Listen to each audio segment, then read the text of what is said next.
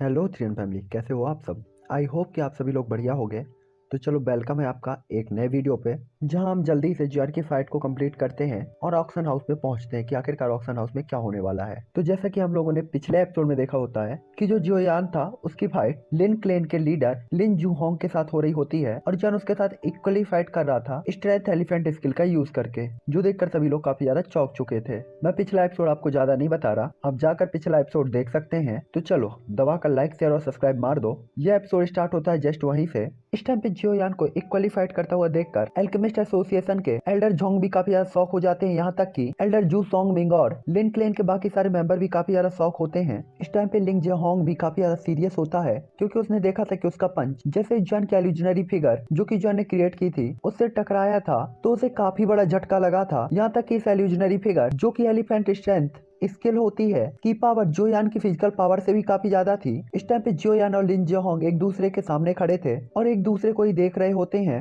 हालांकि इस टाइम पे जोयान, जिसकी बॉडी बिल्कुल भी नहीं हिली थी, उसने अपना दाहिना हाथ पीछे रखा हुआ था और वो थोड़ा सा कांप रहा था, साथ ही साथ बिल्कुल ब्लड रेड हो गया होता है वो हाथ। आखिरकार कोई इस चीज को कैसे भी रखे। सामने वाली पार्टी एक एलाइट डाउडी लेवल की वॉरियर थी। हालांकि जोयान की तरह ही लिu जेहोंग का भी हालत बिल्कुल अच्छा नहीं होता और उसका भी राइट हैंड पीछे की तरफ था और उसने बाएं हाथ से अपने राइट हैंड को पकड़ रखा था, जो कि बहुत बुरी तरीके से कांप रहा था। यहाँ तक कि उसे काफी दर्द भी हो रहा होता है, इसलिए वो चिल्लाते हुए कहता है, वास्टर्ड, तुम्हारे पास काफी ज्यादा ताकत है, ऐसा लगता है कि मैंने तुम्हें सच में कम करके आंका है। और इसके बाद उसके लेफ्ट हैंड में तुरंत एक डुई की कंडेंस होती है, जो कि उसकी बॉडी में उठने वाले पेन को तुरंत ही सप्रेस कर देती है। तभी जॉन कहता है, क्लेन चीफ लिन, आपकी ताकत कमजोर नहीं है, मैं अभी अभी इस डुई स्किल को क्रिएट करने में कैपेबल हुआ हूँ, आज मैं इसकी पावर को देखना चाहता हूँ, मुझे लगता है क्लेन लीडर लिन मेरी हेल्प कर सकते हैं।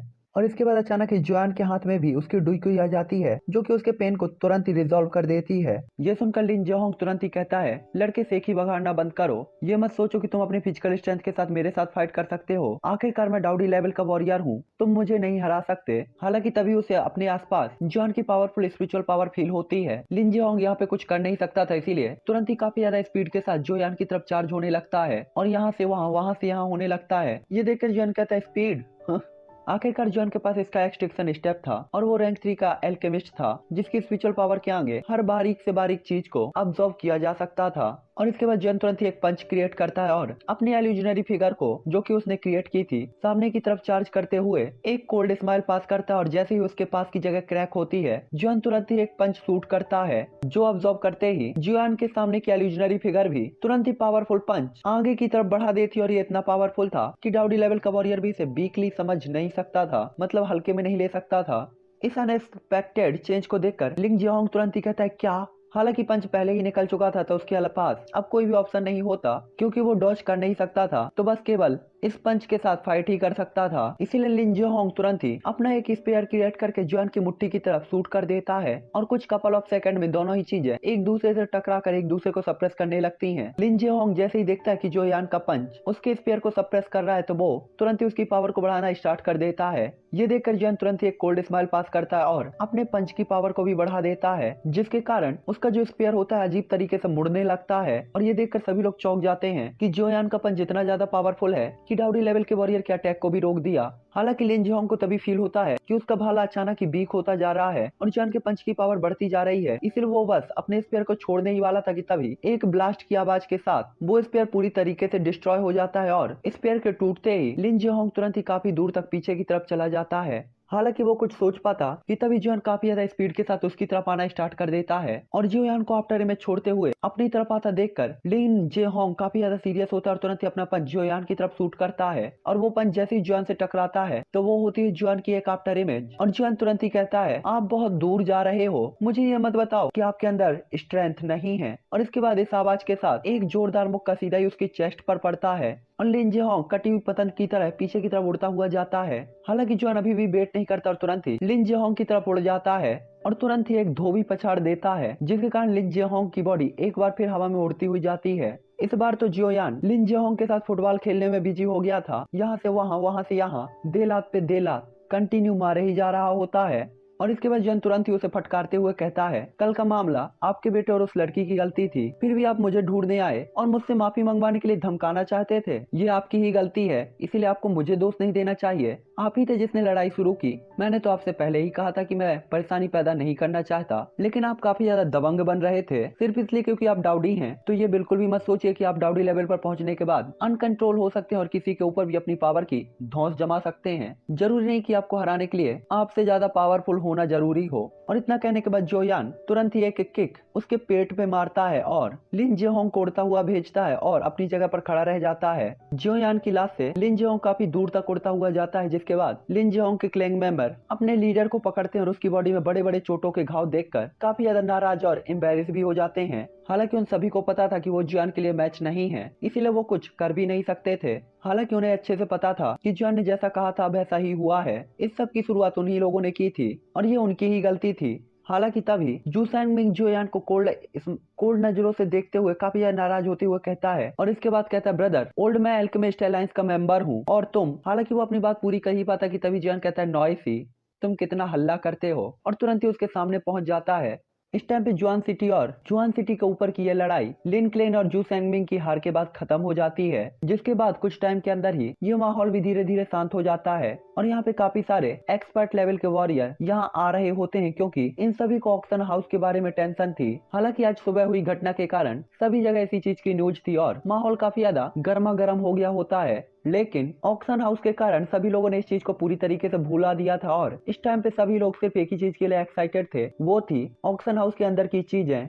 इसके बाद हमें जोयान दिखाया जाता है जो कि अपने रूम के अंदर बैठा हुआ था और उसकी आंखें बंद थी। साथ ही साथ जोयान धीरे धीरे मेडिसिनल पिल को रिफाइन कर रहा होता है। आखिरकार जोयान सुबह की फाइट में अपनी काफी एनर्जी को यूज कर चुका था और उसी की रिकवरी के लिए जोयान मेडिसिनल पिल को रिफाइन करते हुए उसकी एनर्जी को अपनी बॉडी के अंदर स्वेलो कर रहा था। साथ ही साथ सुबह की फाइट के कारण जोयान के बाएं हाथ की 2 हड्डियां भी टूट चुकी थी। हालांकि यह केवल मामूली फ्रैक्चर था और इन्हें ठीक होने में ज्यादा देर नहीं लगी। हालांकि पिल को रिफाइन करते हुए जोयान सुबह की फाइट के बारे में सोचते हुए कहता है, फोर्थ एलिफेंट स्किल के कारण मैंने लिन जेहोंग को सफलतापूर्वक काफी हद तक सप्रेस कर दिया था, लेकिन मैंने भले ही उसे काफी चोटें पहुंचाई हूँ, मैं उसे हैविली इंजर्ड करने में अभी भी कैपेबल नहीं हूँ। आखिरकार सामने वाला पर्सन डाउडी लेवल का वॉरियर है। हालांकि ध्यान से सोचने के बाद जोयान 2-3 चीजों को सोचता है कि उस फाइट में जोयान ने अपनी डुई की पावर को बिल्कुल भी यूज नहीं किया था। उसने उस टाइम पे केवल स्ट्रेंथ एलिफेंट स्किल का ही यूज किया था। साथ ही साथ एलिफेंट फोर्स स्किल को यूज करने के बाद जोयान को अपनी बॉडी में पेन बिल्कुल भी फील नहीं हो रहा था कि उसे कहाँ चोट लग रही है और वो काफी इजिली फाइट कर पा रहा था। हालांकि एक बार फाइट खत्म हो जाने के बाद और इस एल्यूजनरी फिगर के गायब हो जाने के बाद जोयान को पता चला था कि उसकी बॉडी में कहाँ कहाँ चोटें लगी हैं और उसे तब पेन हुआ था। हालांकि इस टाइम पे जॉन स्पिरिचुअल पावर से आसपास की जगह को स्कैन किया था, उसे मिले थे 4 डाउडी लेवल के वॉरियर, लेकिन जॉन उनके बारे में फिक्र बिल्कुल भी नहीं करता, क्योंकि प्रेजेंट टाइम पे जोयान एक डाउडी लेवल के वॉरियर से लड़ चुका था, तो अब उसे डाउडी लेवल के वॉरियर से डरना बिल्कुल भी जरूरी नहीं लग रहा होता।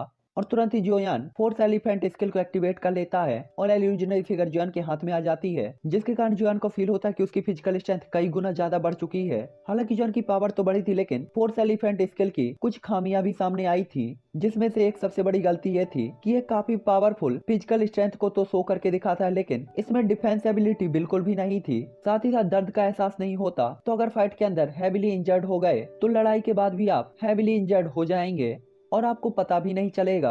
हालांकि जॉन को पता था कि अगर वो अपने ओपोनेंट के ऊपर पावरफुल अटैक कर सकता है तो छोटी मोटी चीजें चोटें कोई बड़ी बात नहीं है। जिसके बाद हमें रात का सीन दिखाया जाता है और अगली सुबह ऑक्शन हाउस को ओपन होना था। इस टाइम पे माहौल काफी ज्यादा अजीब होता है और हमें लिन क्लेन का मेंशन दिखाया जाता है, जहाँ पे गेस्ट रूम में जू सैंगमिंग उदास बैठा हुआ था, यहाँ तक कि उसने अपने सभी एल्केमिस्ट फ्रेंडों को जोयान के बारे में पता लगाने के लिए भेज दिया था कि क्या जोयान एल्केमिस्ट अलायंस का मेंबर है या नहीं, और वो बस जोयान के बारे में हर एक चीज जानना चाहता था। हालांकि उसने कितनी भी मेहनत क्यों ना की हो, जोयान के बारे में वो एक तिनका भी नहीं जान पाया था।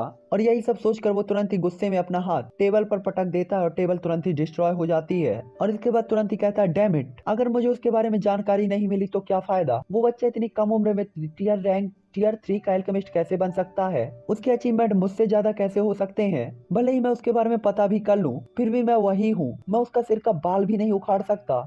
इस टाइम पे वो काफी ज्यादा गुस्सा होता है और खुद को और उसको गालियां दे रहा होता है। हालांकि तभी वो खांसने लगता है क्योंकि आज जॉन ने से भी काफी बड़े फटके दिए थे और उसने पिल खाकर भी अपनी चोटों की रिकवरी को पूरी तरीके से नहीं किया था।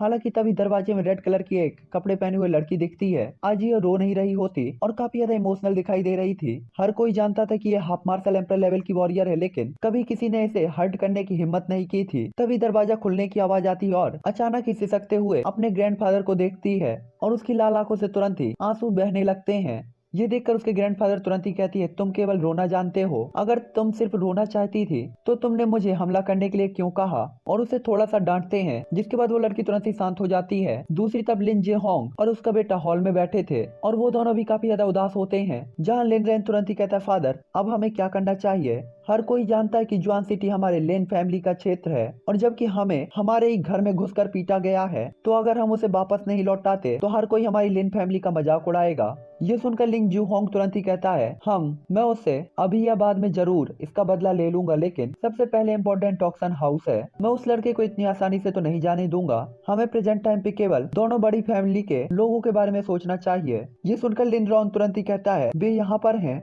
उसे पता था कि ब्लैक कलर के कपड़े पहने हुए पर्सन से निपटना तो आसान नहीं था, लेकिन दो बड़ी फैमिली के इन लोगों से निपटना और भी मुश्किल था। आखिरकार उन्हें खुश करने के लिए लिन फैमिली बहुत सारा पैसा खर्च करती थी। तभी लिन जोहोंग कहता है, अभी तो नहीं, लेकिन ये ऑक्शन हाउस उन्हें जरूर अट्रैक्ट करेगा। जहाँ तक मुझे लगता है बाइक लेन के लीडर यहाँ पे आएंगे और साथ ही साथ वो अपने बेटे को लेकर भी आएंगे। यहाँ तक कि वो फैमिली के एल्डर भी अपने पावरफुल लोगों को जरूर भेजेंगे। मुझे लगता है उन्हें ऑक्शन हाउस के अंदर की कुछ जानकारी है, इसलिए हमें सावधान रहना होगा। ये सुनकर लिन रैन कहता है, बाइंग का बेटा, ऐसा कहा जाता है कि वो 10 साल से 9 star half martial emperor level पर ही है। ये सुनकर लिन जियोंग बताता है कि तुम्हें बोलते हुए सावधान रहना चाहिए। भले ही वो कचरा है या नहीं, कम से कम उसकी ताकत प्रेजेंट टाइम में तुमसे तो ज्यादा ही है। और इसके अलावा बाई फैमिली 4 बड़ी फैमिलियों में से एक है, इसीलिए आपको उनके ऊपर अच्छा इफेक्ट डालना चाहिए और उनका सपोर्ट हासिल करना चाहिए। लिन रेन जैसे ही लिन जियोंग की फटकार को सुनता है तो अजीब तरीके से स्माइल कर देता है और कुछ भी नहीं कहता।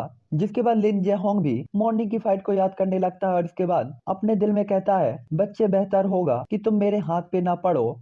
जिसके बाद हमें अगले दिन का सीन दिखाया जाता है, जहां सुबह की रोशनी के साथ पूरा ही जुआन शहर काफी ज्यादा खिला खिला दिखाई दे रहा था। बिस्तर पे जियोन, जिसकी आंखें बंद थी, वो भी धीरे धीरे अपनी आंखें ओपन करता है। आखिरकार आज वही दिन था जब ऑक्शन हाउस को ऑर्गेनाइज करना था, इसीलिए सभी लोगों ने अपनी तिजोरियों को फुल्ली भर कर रखा हुआ होता है और सभी लोग रेडी होते हैं और एक्साइटमेंट सातवें आसमान पे होता है। इसके बाद हमें लिन फैमिली दिखाई जाती है, जहाँ पे ऊपर आसमान में लिन जियोंग और उसका बेटा लिन रैन बेखौफ खड़े होते हैं और कल की लड़ाई को तो वो कल ही भूल गए होते हैं। हालांकि तभी दो और फिगर लिन जुहोंग की तरफ आती हैं और कहती हैं, क्लेन लीडर लिन, आप तो काफी जल्दी उठ गए। आपने मुझे और मेरी ग्रैंड डॉटर को सूचित नहीं किया। और ये दोनों लोग जू सैनमिंग और जू याओ होते हैं, जो कि अब तक अपने सदमे से उबर आए थे और एक दूसरे को देखकर हंस रहे होते हैं। जहाँ पे लिन जोहोंग कहता है, ग्रैंड मास्टर, आपको गलत फहमी हुई। मैं आपके आराम में खलल नहीं डालना चाहता था, इसीलिए मैंने आपको जल्दी नहीं उठाया। साथ ही हम इसलिए इतनी जल्दी उठ गए क्योंकि हम यहाँ पे किसी का इंतजार कर रहे हैं। ये सुनकर जू सैंगमिंग तुरंत ही कहता है,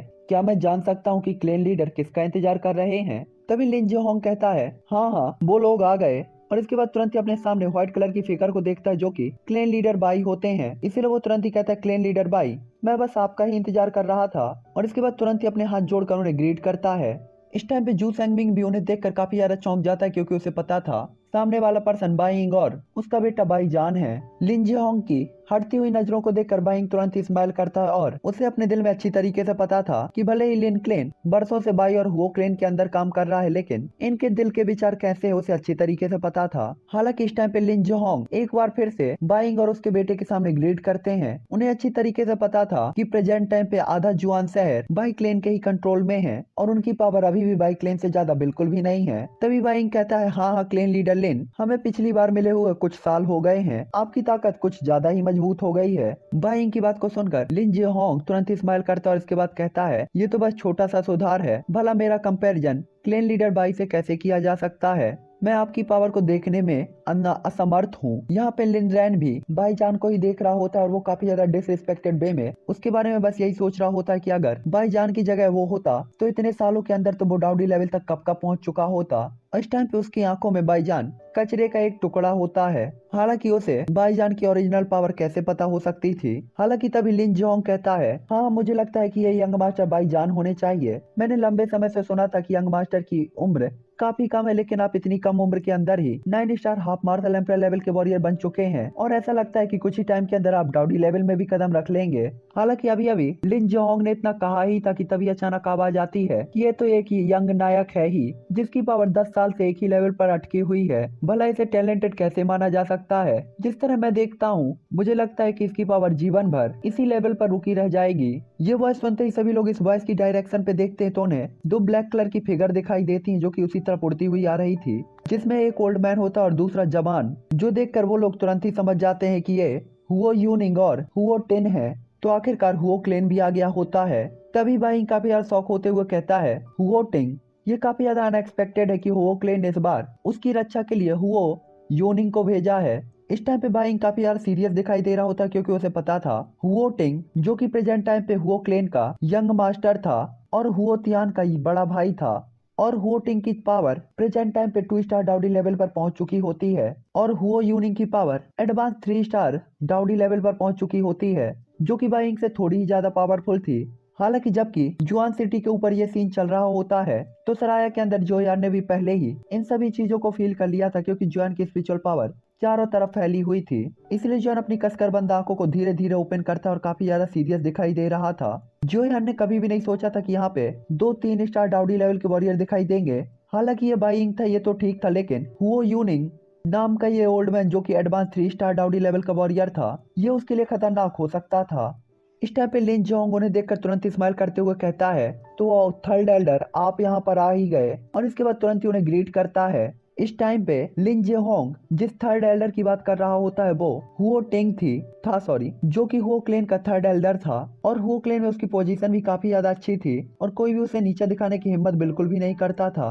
हालांकि लिन जेहोंग को जिस चीज से सबसे ज्यादा सरप्राइज फील हुआ था वो ये था कि हुओ फैमिली वास्तव में इस ऑक्शन हाउस के लिए इस लेवल के पावर हाउस को भेजेगा जो यहाँ पे हुओ फैमिली को रिप्रेजेंट करेगा। ऐसा लग रहा था केवल बाई फैमिली ही नहीं बल्कि हुओ फैमिली भी इस ऑक्शन हाउस के लिए काफी ज्यादा चिंतित थी। उसे बिल्कुल भी नहीं पता था कि उसके यहाँ का ऑक्शन हाउस और उसके ट्रेजर इन दोनों लोगों को भी अट्रैक्ट कर सकते हैं। हालांकि तभी हुओ टिंग तुरंत ही कहता है, पैट्रियार्क लिंग, मुझे याद है हम पिछली बार 2 साल पहले मिले थे। हालांकि इस टाइम पे हुओ टिंग के फेस इंप्रेशन बिल्कुल भी चेंज नहीं होते। उसे लिन फैमिली की बिल्कुल भी नहीं पड़ी थी क्योंकि उसे अच्छे से पता था कि लिन फैमिली ने चाहे कितने भी योगदान क्यों ना दिए हो, प्रेजेंट टाइम पे वो हुओ फैमिली का मेंबर नहीं था, वो केवल एक बाहरी पर्सन था और उसके रिश्ते से उसे कोई भी फर्क नहीं पड़ता। तभी लुओ जेहोंग कहता है, थर्ड एल्डर आप अभी भी काफी ज्यादा पावरफुल होते जा रहे हैं। मैंने आपको 2 साल से नहीं देखा लेकिन आप पहले से काफी ज्यादा पावरफुल हैं। मुझे डर है कि आप 4 स्टार लेवल तक पहुंचने वाले हैं। इस टाइम पे उसके वर्ड सेम वैसे ही थे जैसे कि उसने बाइंग से कहे थे और बस ये चापलूसी कर रहा होता है। हालांकि तभी बाइंग कहता है, हुओ यूनिंग आपने अभी जो कहा था उसका क्या मतलब है। इस टाइम पे बाइंग की नजरें काफी ज्यादा कोल्ड होती हैं और वो आगे बढ़ने ही वाला था कि तभी भाईजान उसे रोक देता है, जो देखकर बाइंग तुरंत ही रुक जाता है। बाइंग के ऐसे फेस इंप्रेशन को देखकर हुओ यूनिंग अपनी पावर के साथ भी काफी ज्यादा कंफ्यूज और शॉक होता है। आखिरकार वो बाइंग से काफी ज्यादा पावरफुल था लेकिन बाइंग की बॉडी से रिलीज होने वाले ऑरे को देखकर वो काफी ज्यादा घबराहट फील कर सकता था। तभी हुओ टिंग तुरंत ही कहता है, पैट्रियार्क बाई, मेरे यंग मास्टर काफी तेज तर्रार है और बिना सोचे समझे बोल देते हैं, आपको उनकी बातों को दिल पे लेने की जरूरत नहीं है। उनकी ओर से मैं माफी मांगता हूँ। और इसके बाद तुरंत ही अपने हाथों को बढ़ाकर बाइंग की तरफ कर देता है और एक धीमी सी स्माइल पास करता है। हालांकि वो माफी मांग रहा होता लेकिन उसके चेहरे से डिसरिस्पेक्ट को साफ साफ देखा जा सकता था और उसकी स्माइल बिल्कुल भी फ्रेंडली नहीं लग रही होती। इस टाइम पे दोनों क्लेन एक दूसरे से बात करते हैं और लिन जेहोंग और जू सोंगबिंग को पूरी तरीके से इग्नोर कर देते हैं जो कि उनके पास ही खड़े थे। दूसरी तरफ जोयान भी सराया से सिटी के ऊपर होने वाली हर एक हलचल को अच्छी तरीके से फील कर रहा था और दोनों ही क्लेनों के बीच के इस झगड़े को वो अच्छी तरीके से समझ सकता था। जोयान जानता था कि ये चीजों से काफी ज्यादा हेल्पफुल होने वाली है। हालांकि यहाँ पे ये लोग बात कर ही रहे थे कि तभी जुआन सिटी के अंदर अचानक ही एक इनविजिबल स्पेशल वेव जनरेट होती है जिससे चारों ओर फ्लक्चुएशन रिलीज होने लगता है, जिसके बाद जुआन सिटी की 1 दर्जन से भी ज्यादा नजरें सीधे उसी जगह पर जाती हैं जहाँ से ये स्पेशल वेव्स रिलीज हो रही थी। और इस टाइम पे जिसने जिसने उस जगह पर देखा था सभी लोग डाउडी लेवल के वॉरियर होते हैं, यहाँ तक कि जोयान भी उसी जगह की तरफ देख रहा था। सभी कोई देख सकता था कि स्पेशल एनर्जी धीरे धीरे उसी जगह पर कंडेंस होती जा रही है और एक पोर्टल क्रिएट होता है जिसके बाद उसके भीतर से कुछ ह्यूमन फिगर बाहर निकलती हैं। इस टाइम पे जोयान इन्हें काफी ज्यादा बारीकी से देख रहा होता है। उस पोर्टल के अंदर से 1 दर्जन से भी ज्यादा ह्यूमन फिगर निकली हुई होती हैं, जिन्होंने पूरी तरीके से ब्लैक कपड़े पहने हुए थे। यहाँ तक कि उनकी बॉडी को देखना बिल्कुल असंभव था, यहाँ तक कि उनकी ऑरे का भी पता लगाना इम्पॉसिबल जैसा ही था। लेकिन इसी थॉट के साथ कि वो स्पेस के अंदर ट्रेवल करने में कैपेबल हैं, ये मानना तो संभव था कि वो डाउडी लेवल के वॉरियर थे। और ऐसा लाइनअप बेस्ट रीजन के अंदर काफी ज्यादा पावरफुल माना जा सकता है, जो कि चारों बड़ी फैमिलीज को टक्कर दे सकता है, यहाँ तक कि सुपर सेक्ट को भी टक्कर दे सकता है। तभी बाइंग उन्हें देखते हुए कहता, क्या बे आखिरकार आ गए। इस टाइम पे उन दर्जन भर ह्यूमन फिगर्स को देखकर बाइंग काफी ज्यादा सीरियस हो जाता है। हालांकि इस टाइम पे जॉन भी अपने बेड से तुरंत ही खड़ा हो जाता है। उसे पता था कि इनके और किसी चीज से हाइड हो सकते हैं, लेकिन इनकी मिस्टीरियसनेस को देखकर जॉन समझ गया था कि हो सकता है ये ऑक्शन हाउस के ऑर्गेनाइजर होने चाहिए।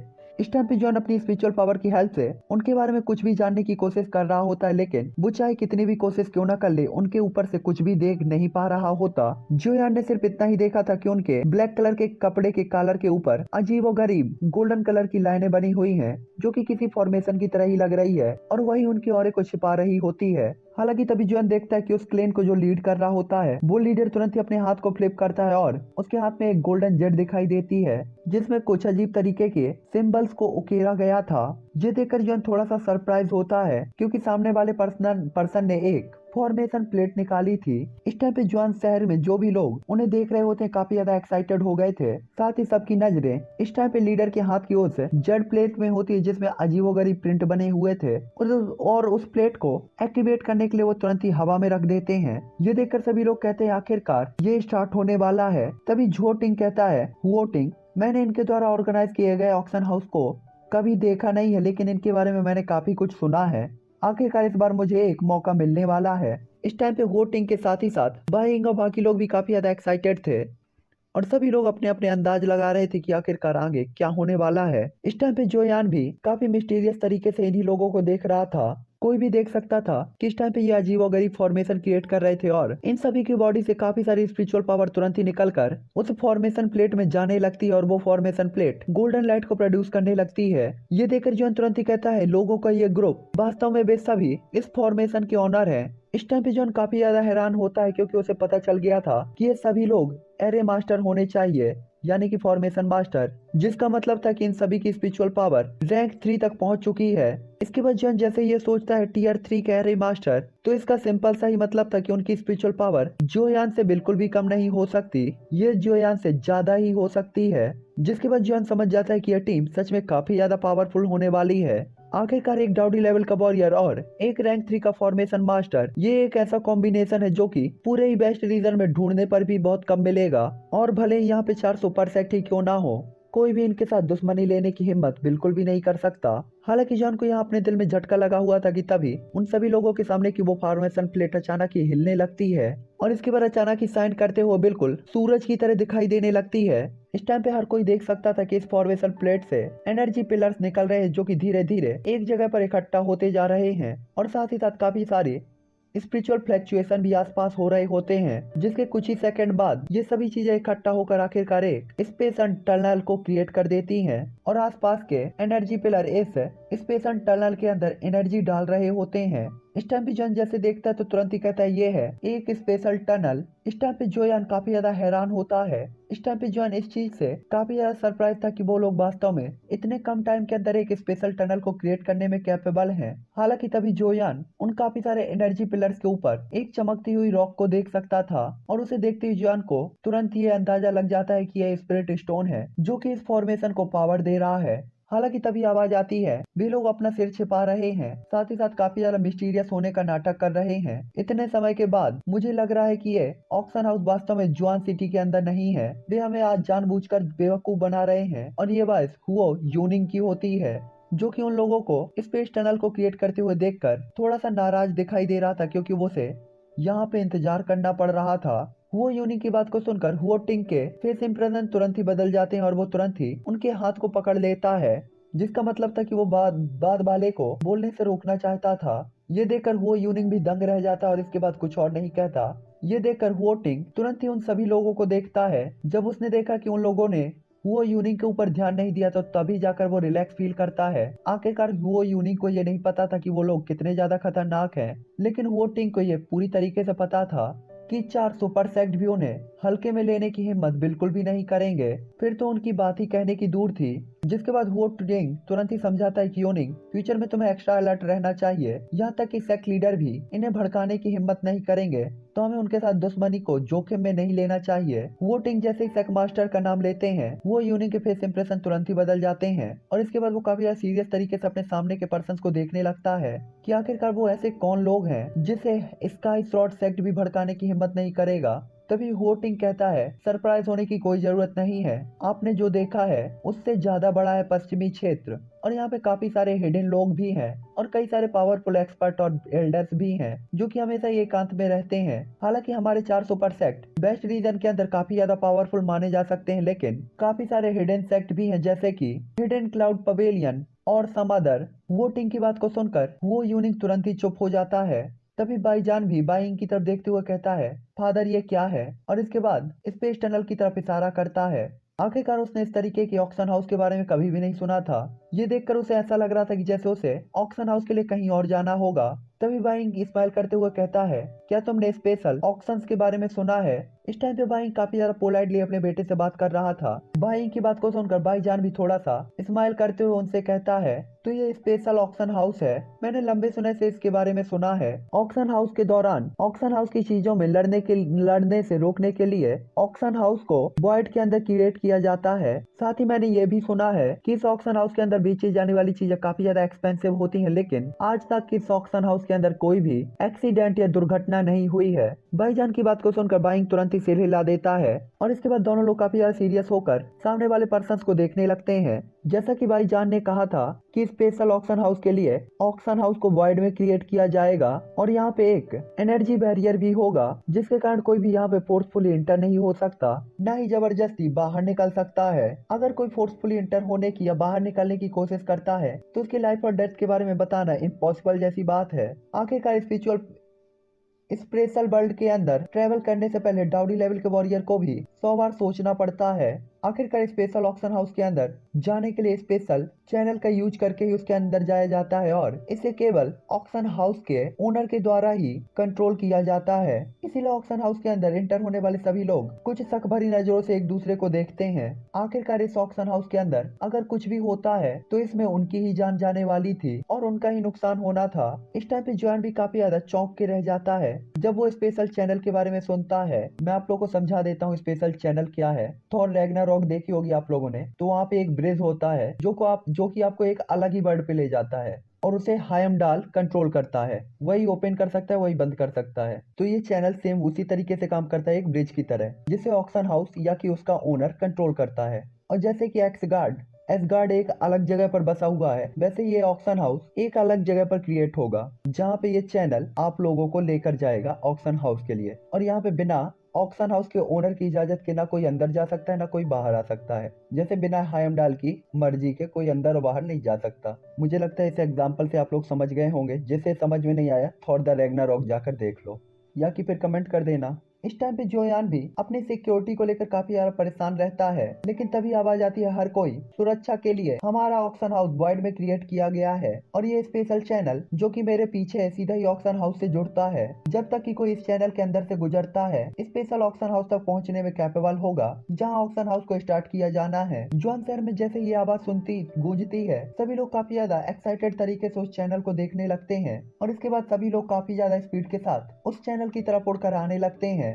हालांकि अगले ही पल वो आसमान में रुक ही पाते कि तभी अचानक ही एक बैल्ट और चारों तरफ फैल जाता है और उनके ऊपर काफी ज्यादा प्रेशर पड़ने लगता है। हालांकि यहाँ पे जैसे ही सभी लोग वहाँ पे पहुंचे ही थे कि ये अचानक से प्रेशर क्रिएट हो गया, जो देखकर तुरंत ही सभी लोग कहते हैं, आखिरकार हमें एंटर क्यों नहीं होने दिया जा रहा है, क्या अभी भी कुछ बचा हुआ है। जो देखकर वो अंदर तुरंत ही कहता है, ऑक्शन हाउस के रूल्स के हिसाब से स्पेशल ऑक्शन हाउस में एंटर होने के लिए आपको 500,000 स्पिरिट कॉइन देने होंगे। बेशक अगर आप ऐसी कोई चीज निकाल सकते हैं जिसकी कीमत 500,000 स्पिरिट कॉइन से ज्यादा है तो आप इंटर हो सकते हैं, अन्यथा आप स्पिरिट कॉइन के बदले ही इंटर होंगे, वरना आप इंटर नहीं हो पाएंगे। ये सुनकर सभी लोग का एक दूसरे को देखते हैं और काफी ज्यादा चौंक जाते हैं। 500,000 स्पिरिट कॉइन आखिरकार normal half martial emperor level के वॉरियर के लिए ये काफी बड़ी राशि थी। आखिरकार प्रेजेंट टाइम पे 5 लाख स्पिरिट कॉइन ऐसी चीज नहीं थी जिसे हाफ मार्शल एम्पर लेवल के वॉरियर चुका सकते हो।